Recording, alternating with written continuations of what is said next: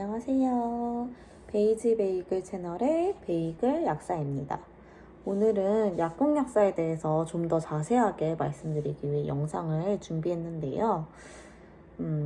약국의 기본적인 근무 환경이랄지, 그리고 약국약사의 연봉이나 페이, 지난번 영상에서 좀 자세히 말씀 못 드렸는데 그 부분에 대해서 조금 더 구체적으로 말씀드릴 예정이고요. 또 세 번째로 약국약사의 장점과 그리고 또 단점, 이런 거를 또 비교해 드리는 시간을 갖기 위해서 이렇게 카메라를 켰어요. 영상 끝부분에 좀 더 풍성한 내용을 담았으니 꼭 끝까지 시청 부탁드릴게요.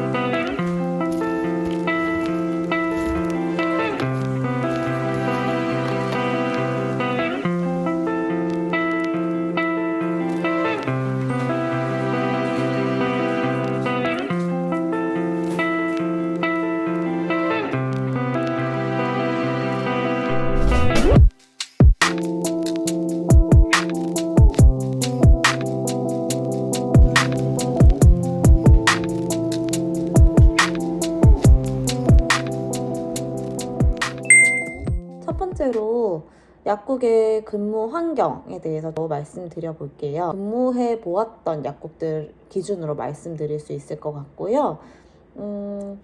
약국마다 조금씩 차이가 있어서 이게 꼭 정답이다 라고는 말씀드리기 어려울 것 같습니다. 크게 풀타임 약사랑 파트타임 약사로 나눠볼 수가 있는데요. 첫 번째로 풀타임 근무 약사 같은 경우에는 근무 시간이 평일에는 보통 9시부터 빠르면 5시, 또 6시, 7시, 저녁 8시까지 하는 경우도 보았고요. 보통 문전약국, 그러니까 대학병원 약국 같은 경우에는 대학병원 처방 조제가 주 업무이다 보니까 대학병원이 보통 외래 시간이 4시에서 5시 정도면 끝나잖아요. 그래서 그 시간에 맞춰서 한 5시까지 근무를 하는 것 같아요. 풀타임 근무 약사로 일할 때는 점심시간 같은 경우에는 보통 약사가 2명 이상인 약국 같은 경우에는 한 명씩 교대로 30분 내지 1시간 정도 번갈아서 먹거나, 또 약사가 혼자 근무하는 형태라면은 약국에 약사가 한 명도 없으면은 이게 약을 팔 수도 없고 조제도 불가능하기 때문에 아예 한 30분 정도 약국 문을 클로즈하고 점심시간에 따로 갔거나, 특별한 점심시간을 두지 않고 유두리 있게 먹는 경우가 많습니다. 보통 근데 약국에서 오후 1시, 2시 요 정도 사이에는 약국에 오시는 손님분들이 거의 없거나 거의 많지 않아서 좀 여유롭게 쉬면서 식사를 할 수 있는 편인 것 같습니다.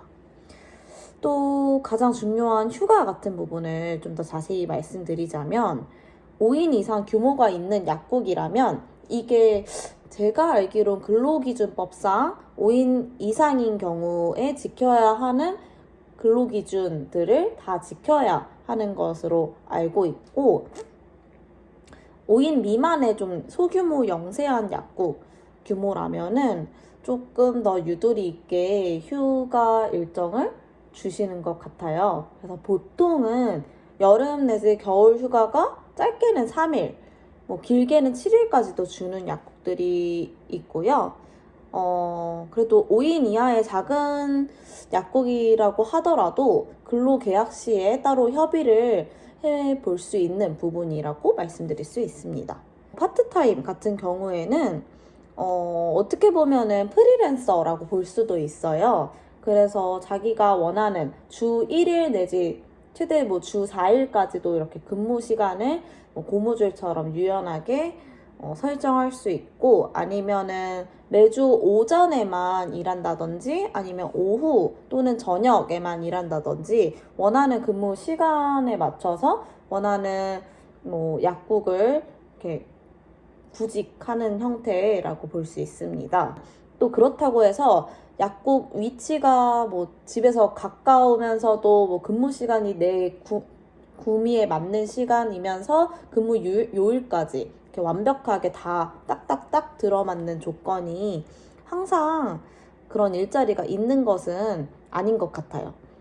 그래도 어느 정도 본인이 일할 수 있는 형태를 뭐 선택할 수 있다는 뭐 점이 장점이지요.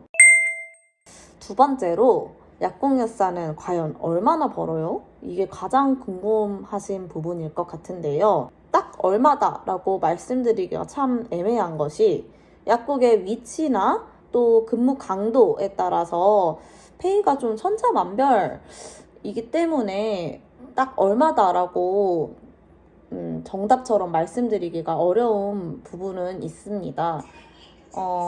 왜냐면 약사의 수요 공급에 따라서 아무래도 페이가 정해지는 면이 있기 때문에, 약사 수가 좀 많은 지역이다 하면은 아무래도 공고를 내면은 이 공고를 보고 근무하고 싶다 하시는 분들이 꽤 있을 거잖아요. 그래서 수요 공급에 따라서 조금씩 정해지는 기준은 있는 것 같아요. 약사 수가 좀 많은 지역일수록 평균적인 페이는 좀 줄어든다라고 말씀드릴 수 있습니다.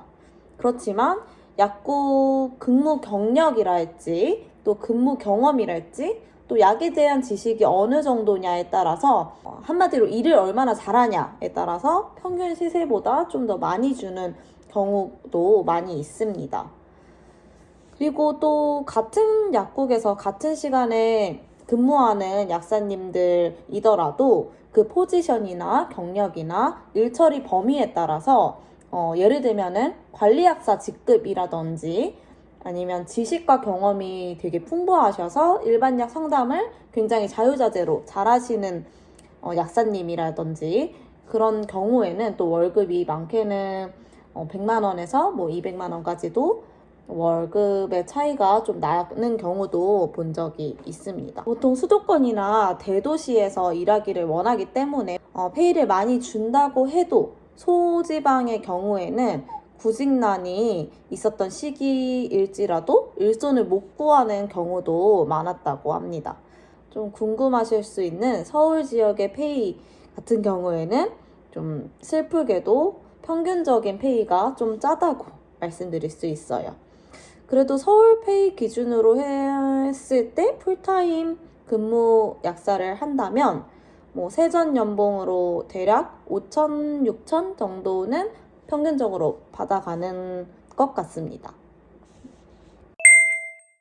세 번째로, 약국약사의 장단점에 대해서 좀 말씀을 드려볼게요. 이것은 가장 큰 장점이라고 볼 수 있는데, 아무래도 근무 시간을 유동적으로 설계할 수 있다. 이것이 가장 큰 장점인 것 같아요. 인생의 가치를 무엇으로 어떻게 두냐에 따라서 본인이 설계가 가능하다는 것이 약국약사의 가장 큰 장점이 아닐까 해요. 어떤 약사님 같은 경우에는 주에 뭐 2, 3회 정도만 일을 하시고 나머지 요일에는 그동안 못했던 평소에 하고 싶었지만 시간이 없어서 못했던 뭐 취미 활동을 하시는 약사님들도 굉장히 많으시고, 새롭게 도전하고 싶었던 것들이 있다면 마음껏 시도를 해볼 수 있다는 것이 약사의 장점이라고 생각을 합니다. 왜냐면 도전을 해서 실패할 확률도 꽤 높잖아요. 그 실패를 하더라도 돌아갈 곳이 있다는 점. 그치만 약국약사의 단점도 명확하게 존재를 해요. 근무 환경과 복지를 생각한다면 아무래도 영세하다는 것이 단점이지요. 체계적인 조직 환경에서 일하는 것이 아니다 보니까 그때그때 상황에 따라서 본인이 좀 유두리 있게 일해야 되는 경우도 좀 많은 것 같고요. 그리고 또 같이 일하는 동료가 없을 수도 있다는 점. 이게 또 큰 단점이라고 말씀드릴 수 있는데요. 그렇지만 어떤 분들한테는 큰 장점으로 다가올 수도 있겠죠. 왜냐면 함께 일하는 게 조금 싫고 본인이 혼자 주도적으로 일하는 게 좋다 하시는 분들은 이게 또 큰 매력으로 느끼시는 것 같아요. 함께 뭐 머리를 맞대고 프로젝트를 수행하고 이런 것에 대한 로망이 있는 분들이라면 약국에서는 그런 거를 절대 충족하실 수 없다. 이게 단점이라고 말씀드릴 수 있어요. 그리고 약사의 업무가 크게 보면은 루틴한 편이라고 말씀드릴 수 있는데요. 사실 해야 할 일이 매일매일 정해져 있어요. 처방전이 오면은 접수를 하고 조제를 하고 복약 지도를 하고 일반약 판매를 하고 건강 상담 해드리고 크게 보면 루틴하긴 하지만 매일매일 다양한 사람들을 만나는 직업이다 보니까 루틴함 속에서도 좀 그때그때 그 환자 맞춤형으로 유연한 상황 판단력이 요구될 수 있는, 즉 루틴하다고 볼 수는 있지만 그 속에는 물 흐르듯이 일해야 하는 느낌. 그래서 이렇게 약국약사의 장단점까지 한번 말씀드려 보았는데, 이게 잘 맞으시는 분들은 약국에서 2, 30년, 40년 이렇게 길게 일을 하시는 것 같아요. 지금 제가 하고 있는 약국이 저의 첫 약국이기 때문에 그 전에는 막연하게 생각했던 것들이 실제로 하고 보니까 생각보다 다른 점들이 조금 있었습니다. 가장 크게 느꼈던 것이 약국도 경영이라는 점인데요. 작게는 재고 관리에서부터 유통기간 체크, 직원들 관리부터 시작을 해서 어떻게 하면 약국 매출을 높일 수 있을까에 대한 고민을 굉장히 많이 하게 된다는 점에서 약국도 경영이구나를 느낄 수 있었고요. 또 약국을 방문해 주시는 환자분들께 어떻게 하면 더 큰 만족감을 줄 수 있을까에 대한 부분도 지속적으로 고민을 하게 되는 것 같습니다. 약국장이 되기 전에 상상을 했던 국장님의 모습은 근무 약사들이 어떻게 일하나 약간 지켜보는 관리자 정도로만 상상을 좀 했었는데, 생각보다 그 지켜보는 일이 쉬운 게 아니더라고요. 하는 일이 굉장히 많았구나는 것을 첫 번째로 깨달았고요.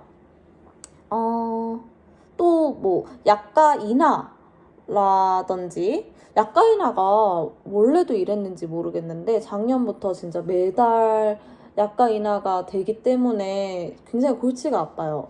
왜냐면 약국이 어떻게 보면은 재고를 쌓아놨다가 재고를 소진하는 형태로 돈을 버는 구조인데, 이 약값이 원래 100원, 예를 들어서 한 알에 100원이었던 약이 다음 달부터는 50원이 됐다라고 쳐요. 그러면은 저는 100원에 사입을 해놨는데 공단에서 이거를 이제 다음 달부터는 처방이 되면은 50원만 줄 수 있다라고 하는 거랑 똑같은 거거든요. 그래서 이 100원에 사입했던 약들은 당연히 방품을 해야겠죠.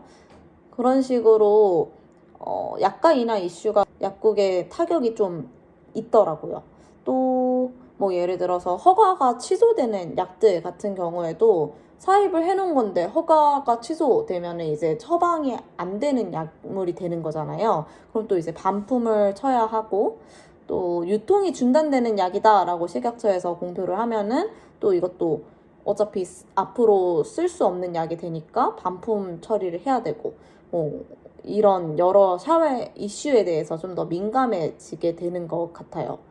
그래서 근무약사로 일할 때는 이제 딱 뭐 5시 퇴근, 6시 퇴근 하면은 약국 일은 이제 끝. 온전히 나의 자유시간이다 라고 생각을 했다면 이제 약국장이 되면서부터는 뭐 6시 땡 퇴근을 하더라도 뭐 이런 이슈가 터지면은 어떡하지? 이렇게 되는 것 같습니다. 또 원래는 이 정도는 아니었는데 이번에 코로나 사태를 겪으면서 품절 이슈가 굉장히 많았어요. 지금도 조금 감기약 같은 경우에는 품절 이슈가 아직도 지속되고 있는데요. 그래서 이 물건 구하기가 어떻게 보면 약도 물건이니까 이 물건을 구하는 것이 또 약국장의 능력인 것인가 라는 생각도 들게 하면서 약국도 경영이구나 라는 점을 좀 느끼고 있는 것 같습니다. 결론적으로 근무약사일 때랑 비교를 했을 때 육체적인 노동 강도 대비해서 벌어가는 수입은 좀 더 많다라고 생각이 들기는 하지만 그만큼 여러 이슈들이 생각보다 자주 발생을 해서 잡일들이 많고 생각해야 할 부분들이 많구나. 그래서 정신적으로 머리가 아프다. 뭐 이런 점들이 느낀 점이라고 말씀드릴 수 있습니다. 일단 제가 준비한 내용은 여기에서 마무리하도록 하겠습니다. 끝까지 시청해 주셔서 정말 감사드리고요. 구독과 좋아요 해주시면 정말 감사하겠습니다. 감사합니다.